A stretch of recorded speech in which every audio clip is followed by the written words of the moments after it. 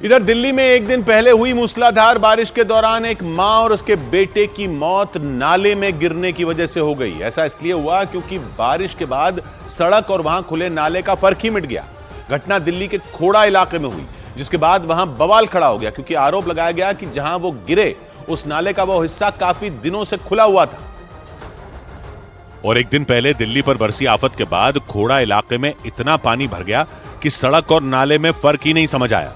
Delhi police के मुताबिक वो महिला अपने 3 साल के बच्चे को लेकर बाजार से सब्जी खरीदने के लिए निकली थी, लेकिन लौटते वक्त वहां पानी भरा होने की वजह से वो बच्चा अचानक 15 फीट गहरे उस नाले में गिर गया और उसे बचाने के लिए उसकी मां ने भी छलांग लगा दी। इसके बाद आसपास मौजूद कुछ लोग भी उन दोनों को बचाने के लिए कूदे, लेकिन वो दोनों बहते ही चले गए। बेटे का पैर फिसला और बेटा इस जगह पर, इसी नाले पर, ठीक इस जगह पर गिर गया, क्योंकि दोनों को पता था कि यहाँ से वो अपने घर की तरफ जाएंगे।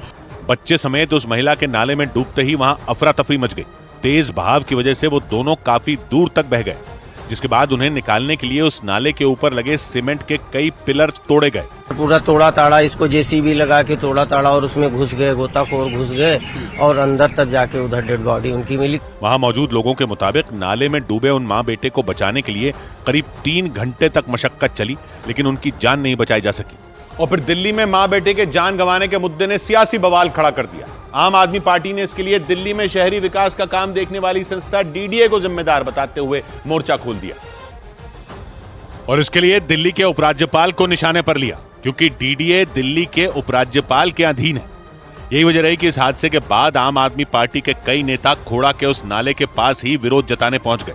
आज भी मौका है, एलजी साहब जाग जाइए, इन अधिकारियों को सस्पेंड करने का काम करिए।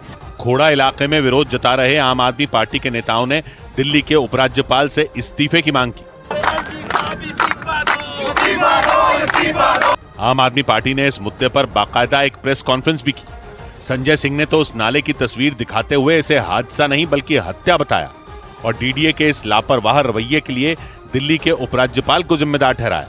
जहां एलजी की जिम्मेदारी होगी वहां पूरी तरह से खामोशी साध लेंगे, एक शब्द कोई नहीं बोलेगा।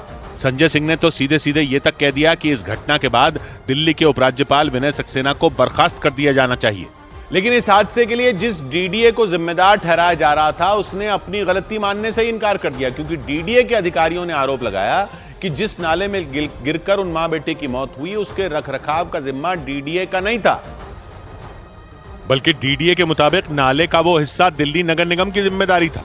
मतलब डीडीए के अधिकारियों ने आरोप लगाया कि यह हादसा उनकी नहीं बल्कि एमसीडी की लापरवाही की वजह से हुआ। डीडीए के मुताबिक खोड़ा इलाके में बने उस 1350 मीटर लंबे नाले का करीब 1000 मीटर का हिस्सा पहले ही एमसीडी यानी दिल्ली नगर निगम को सौंपा जा चुका था और डीडीए के मुताबिक बाकी बचे 350 मीटर की देखरेख उसके विभाग की जिम्मेदारी थी, जिसे बाकायदा ढका भी गया था। डीडीए ने दावा किया कि वो मां बेटे जहां डूबे, नाले का वो हिस्सा दिल्ली नगर निगम को संभालना था। और इसके जरिए डीडीए ने यह साबित करने की कोशिश की कि इस हादसे के लिए उसके अधिकारी नहीं बल्कि एमसीडी के अधिकारी जिम्मेदार माने जाने चाहिए, क्योंकि डीडीए ने आरोप लगाया कि उस नाले को ढकने में लापरवाही दिल्ली नगर निगम की तरफ से हुई, जबकि डीडीए के हिस्से के 350 मीटर के नाले को पूरी तरह से पहले ही ढका जा चुका था। लेकिन इसके बावजूद उस नाले में गिरने से एक 3 साल के मासूम और उसकी मां की जान चली गई। ये सब इसलिए हुआ क्योंकि एक दिन पहले दिल्ली में कुछ ही घंटों में इतना पानी बरस गया जितना पूरे महीने नहीं बरसा और इसकी वजह से देश की राजधानी पर सिर्फ और सिर्फ पानी की मनमानी चलती दिखी। ऐसी बारिश दिल्ली ने कई साल पहले देखी थी, क्योंकि कुछ घंटों की इस बारिश ने दिल्ली को हलकान कर दिया। दिल्ली में 3 घंटे में इतनी बारिश हुई जितनी कई महीनों में होती है। जानकारी के मुताबिक दिल्ली में जुलाई के पूरे महीने में सिर्फ 25 मिलीमीटर बारिश हुई थी और एक दिन पहले सिर्फ 3 घंटे में ही बारिश ने 118 मिलीमीटर का आंकड़ा पार कर दिया। मतलब इस हिसाब से 3 घंटे में दिल्ली में 4 महीने के बराबर पानी बरसा। और अचानक हुई इतनी भीषण बारिश ने दिल्ली के चप्पे चप्पे पर पानी की इमरजेंसी लगा दी, क्योंकि इस बारिश की वजह से पूरी दिल्ली जैम हो गई। नाले उफान पर आ गए, सड़कें डूब गईं, रिहायशी बस्तियां तालाबों में बदल गईं और दिल्ली की रफ्तार थम सी गई। दिल्ली से उत्तर प्रदेश की तरफ जाने वाले रास्तों पर तो घंटों तक गाड़ियां अपनी जगह से हिल तक नहीं पाई। कहीं सड़क धंस गई तो कहीं मकानों के डूबने की नौबत आ गई और ये सब इसलिए हुआ क्योंकि दिल्ली पर 3 घंटे में ही 4 महीने के बराबर आफत बरसी और इस आफत ने दिल्ली के कई इलाकों को करीब करीब डुबो दिया। दिल्ली में मचे इस हाहाकार के बाद बीजेपी और आम आदमी पार्टी ने एक दूसरे को जिम्मेदार ठहराया। बीजेपी ने आरोप लगाया कि दिल्ली की यह हालत नगर निगम के लापरवाह रवैये की वजह से हुई। और बीजेपी ने इसके लिए दिल्ली की मेयर शैली ओबरॉय को जिम्मेदार बताया। बीजेपी ने आरोप लगाया कि दिल्ली में पिछले 9 साल से आम आदमी पार्टी की सरकार है और इस बार तो मेयर का पद भी उन्हीं की पार्टी के हिस्से आया, तो इस हिसाब से दिल्ली को दुरुस्त करने की जिम्मेदारी आम आदमी पार्टी की थी। पूरे सीवर और ड्रेनेज सिस्टम को पूरे तरीके से बदला जाए और उसके लिए आम आदमी पार्टी को जिम्मेदारी लेनी चाहिए। हालांकि इसका पलटवार करने में दिल्ली नगर निगम की मेयर शैली ओबरॉय भी पीछे नहीं रही।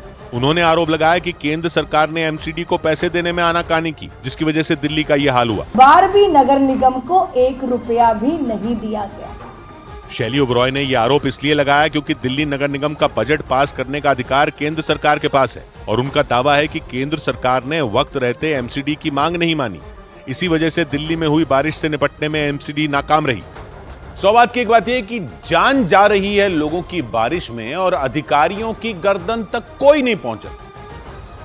सड़क के बगल में नाला बन रहा था, नाला ऐसा बनाया कि पूरा बना ही नहीं, उसको ढका ही नहीं, खुला छोड़ दिया। खुला नाला भी दिख जाता अगर उससे पानी निकल गया होता, बारिश का पानी उसमें भर गया, सड़क पर भी पानी भर गया, नाले में भी पानी भर गया, सड़क और नाला एक बराबर हो गए, पता ही नहीं चले कि कहां नाला है कहां सड़क है। दूसरे इलाकों से आने वाले लोगों को तो छोड़ो, वहां के लोकल लोगों को नहीं दिख रहा था कि सड़क कहां है नाला कहां है। ऊपर से पूरा पानी पानी दिख रहा था, लेकिन सड़क पर तो वो कुछ ही फीट गहरा था, जबकि नाले वाली जगह पर वो 15 फीट गहरा था और नाला खुला हुआ था। यानी मौत का कुआं बन गया बारिश में वो नाला। एक बच्चा बह गया, मां उसको बचाने गई तो वो भी डूब गई, दोनों की जान चली गई। जान चली गई क्योंकि नाला ढका हुआ नहीं था। कौन सा अधिकारी भरपाई करेगा इसकी? किसने बनाया नाले का प्लान? नाला बारिश के मौसम से पहले पूरा तैयार नहीं होना जाना चाहिए था। नाले में पानी डालकर चेक नहीं करना था कि बारिश आएगी तो पानी निकलेगा भी इससे या नहीं। किसको ढकना था नाले को? किसको चेक करना था नाला ढका है या नहीं? कौन कौन अधिकारी हैं जिनके अंडर ये आता है? कहां है वो पुलिस जिसने राजेंद्र नगर में एक गाड़ी वाले को पकड़ के जेल में डाल दिया था, ये कहते हुए कि वो सड़क से गाड़ी लेकर निकला तो पानी की लहर उठी और बेसमेंट में पानी भर गया। उस गाड़ी वाले पर तो गैर इरादतन हत्या का केस लगा दिया था। इन अधिकारियों पर गैर इरादतन हत्या का केस नहीं चलेगा। आम पब्लिक को तो बड़ी जल्दी जेल में डाल देते हो। जवाब दो ना जाकर उस मां बेटे के परिवार को, जवाब दो। ऊपर से टोपी ट्रांसफर से बाज नहीं आ रहे। डीडीए कह रही है नाला तो हम बना रहे थे, लेकिन जहां मौत हुई वो वाला हिस्सा तो हमने एमसीडी को दे दिया था। डीडीए आती है उपराज्यपाल के अंडर, एमसीडी में सत्ता है आम आदमी पार्टी की। ऐसा फुटबॉल बना रखा है दिल्ली वालों का कि पता ही नहीं चलता कि अगली लात कहां से पड़ेगी। कोई काम डीडीए का है वो उपराज्यपाल देखें, कोई काम एमसीडी का है वो मेयर देखें, आम आदमी पार्टी की है वो, कोई काम दिल्ली सरकार का है वो केजरीवाल सरकार देखे, कोई इलाका एनडीएमसी का है तो उसमें नई दिल्ली के सांसद का भी रोल है, कोई इलाका कैंट का है तो वो सेना देखती है। पागल बना रखा है पब्लिक का। बीजेपी भी प्रदर्शन करती रहती है जनता के नाम पर, आम आदमी पार्टी भी प्रदर्शन करती रहती है जनता के नाम पर। वो कहता है ये इसका काम था, ये कहता है ये उसका काम था, और पुलिस पकड़कर जेल में डाल देती है पब्लिक को। गाड़ी चलाने से लहर उठी तो लोग डूब गए बेसमेंट में, पब्लिक पर एक्शन लेने में सबसे आगे। और इस पूरी आम आदमी पार्टी और बीजेपी की पॉलिटिक्स में ये सारे अधिकारी पतली गली से बच निकलते हैं। भेजो ना इन अधिकारियों को उस मां बेटे के परिवार के सामने जो डूब गए नाले में क्योंकि इन्होंने नाला ढका हुआ नहीं था। ये बेशर्म तो ये तक बताने को तैयार नहीं कि ढकना किसको था नाला। सब कुछ पब्लिक को खुद ही देखना है।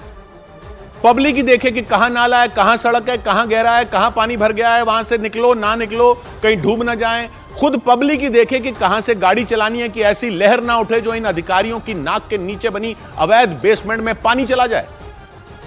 अधिकारी फुटबॉल खेल रहे हैं, गाड़ी चलाकर सड़क पर लहर उठाने वाले जेल में डाल रखे हैं। गैर इरादतन हत्या अगर ये नहीं है तो और क्या है?